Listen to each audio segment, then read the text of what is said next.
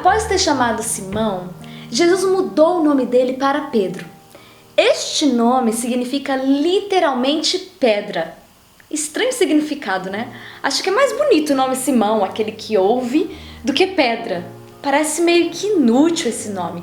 Algo grotesco, sem muita expressão sentimental. Pedro começou a sua jornada com Jesus, presenciou muitos milagres, viveu aventuras. Você já viu uma pedra andar sobre a água? Ele andou. E acho que só afundou quando olhou para si e talvez deva ter lembrado: eu sou uma pedra, e se eu afundar? Então o medo tomou conta do coração, porque ele olhou para o que era e não para quem o estava chamando. Folhei os 4 evangelhos para encontrar os momentos mais interessantes da vida de Pedro. Achei coisas espetaculares. Preste atenção nisso, nessa parte. Pedro anda sobre as águas. Quem é o maluco que se oferece para andar sobre as águas? Alguém de personalidade impulsiva. Alguém que quer talvez mostrar força e fé para as pessoas. Alguém que talvez queira admiração.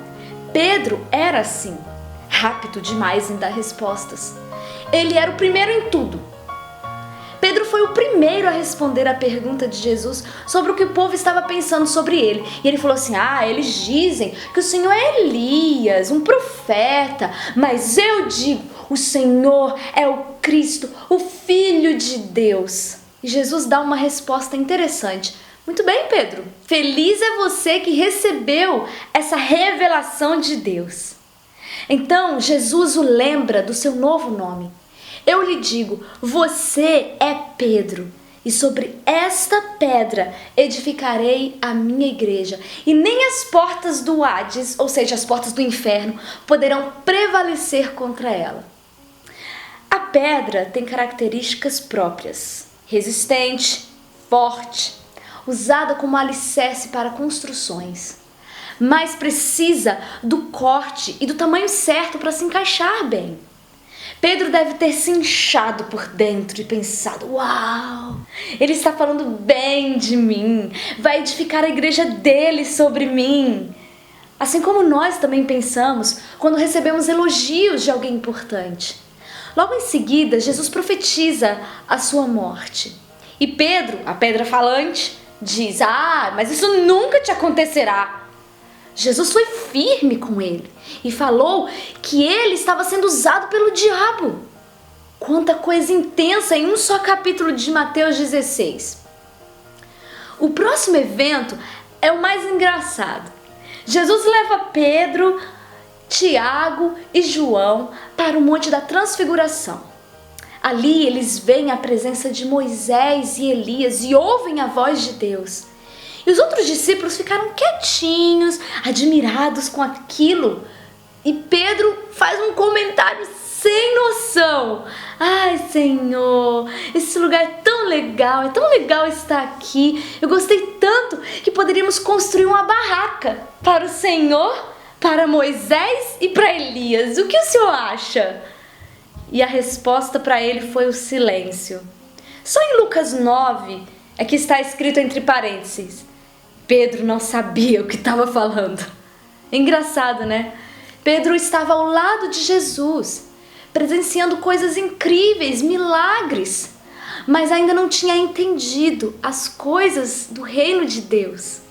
Estava sempre confiando em si, sempre querendo se garantir diante de Jesus, sempre fazendo propaganda de si mesmo. Eu imagino que o plano de Jesus para Pedro era muito especial. Minha mente viajou um pouquinho, imaginou a conversa de Jesus sobre Pedro em oração. Imagina assim: Jesus estava lá orando: Senhor, meu Pai, ele é muito hábil, ele é forte, ele é talentoso, ele até que é prestativo, mas ele só confia em si mesmo. Nós precisamos salvar Pedro, precisamos lapidar essa pedra e usá-la para abreviar a vinda do reino de Deus. Bem pertinho da sua hora, o mestre faz uma ceia com os seus discípulos e fala sobre a sua traição, sobre o que acontecerá nos próximos capítulos da sua vida. Então Pedro levanta a voz confiante e diz: mas eu nunca te abandonarei.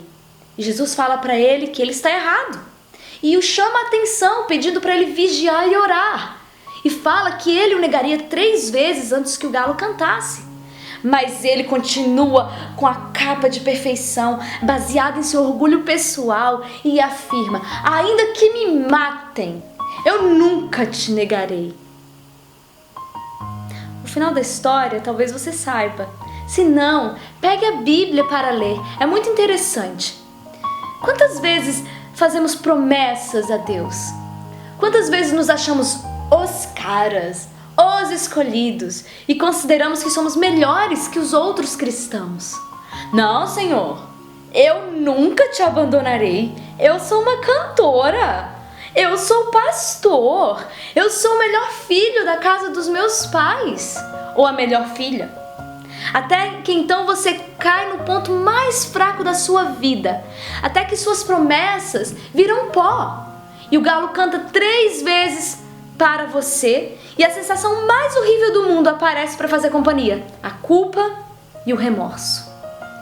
Somos pedras escolhidas para edificar a igreja de Deus, mas precisamos de lapidação.